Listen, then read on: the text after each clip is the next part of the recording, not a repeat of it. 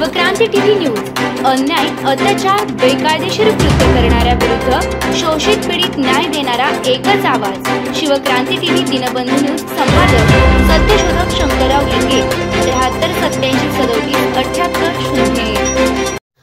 All India Muslim OBC organisation तर्फे 29 August 1996 रोजी Malvankar hall नवी दिल्ली येथे मुस्लिम समाजाच्या प्रश्नांकडे लक्ष वेधण्यासाठी राष्ट्रीय परिषदेचे आयोजन करण्यात आलं। या परिषदेचे उद्घाटन केंद्रीय समाज कल्याण मंत्री BS रामूवालिया यांनी केलं। महाराष्ट्राचे माजी मुख्यमंत्री शरद पवार हे अध्यक्ष होते। केंद्रीय रेल्वे मंत्री रामविलास पासवान, राष्ट्रीय पिछडा वर्ग महासंघाचे अध्यक्ष खासदार शरद यादव आणि माजी खासदार चंद्रजीत यादव हे प्रमुख पाहुणे म्हणून उपस्थित राहिले। लेखक व गीतकार हसन कमाल, दैनिक इन्कलाबचे संपादक हारून रशीद, ओबीसी नेते विलास सोनवणे, पत्रकार कपिल पाटील, दैनिक हिंदुस्तानचे संपादक सरफराज आरजू, ऑल इंडिया जमाते सलमानीचे राष्ट्रीय अध्यक्ष इस्लाम कमर Salmani, Abid Sabri Mansuri, master Bashir Ahmad, Babu Dost Mohammad Qureshi, Abdul Malik Qureshi, Akhlaq Qureshi, advocate M Khan, Jaswant Singh Arora, professor Omkar Yadav हे प्रमुख निमंत्रित होते। या परिषदेत ऑल इंडिया मुस्लिम ओबीसी ऑर्गनायझेशनने महाराष्ट्रात केलेल्या कार्यावर प्रकाश टाकण्यात आलाय। मंडल आयोगाने अंमलबजावणी झाल्यानंतर संघटनेचे अध्यक्ष शब्बीर अन्सारी आणि विलास सोनवणे यांनी महाराष्ट्रात 3000पेक्षा जास्त बैठका मेळावे घेऊन मुसलमानांतील 76 मागास जात प्रवर्गात जनजागृती निर्माण केली। उच्चवर्गीय मुस्लिम राजकारण्यांनी निर्माण केलेले गैरसमज दूर केल्याची माहिती देण्यात आली। काही जण संपूर्ण मुस्लिम धर्मालाच मागासवर्गीयांचे लाभ द्यावेत अशी मागणी करत आहेत, मात्र या मागणीला कुठलाही संविधानिक आधार नसल्याची स्पष्ट भूमिका ठामपणे मांडण्यात आली।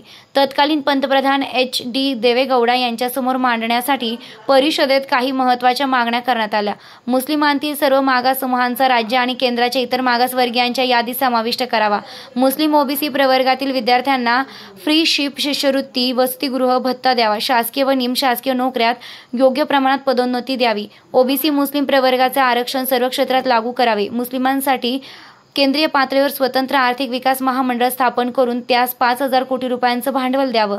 या महामंडळामार्फत 5 लाख रुपयांपर्यंतचं कर्ज विना तारण द्यावे। अतिरिक्त शासकीय जमिनीचे मुस्लिम ओबीसींना वाटप करावे। अनुसूचित जातीत समाविष्ट असलेल्या मुसलमानांच्या सवलती 1984 पासून बंद करण्यात आल्या आहेत। त्याचवेळी अनुसूचित जमातीतील मुस्लिमांच्या सवलती सुरू आहेत, त्यामुळे मुस्लिमांच्या अनुसूचित जातीच्या सवलती पुन्हा सुरू कराव्यात। या प्रमुख मागण्या देवेगौडा सरकारकडे करण्यात आल्या।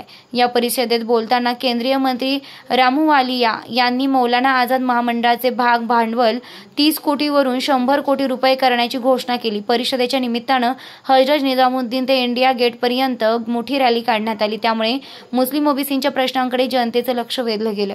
या मेळाव्याची दखल राष्ट्रीय पातळीवरील सर्व दैनिकांनी घेतली।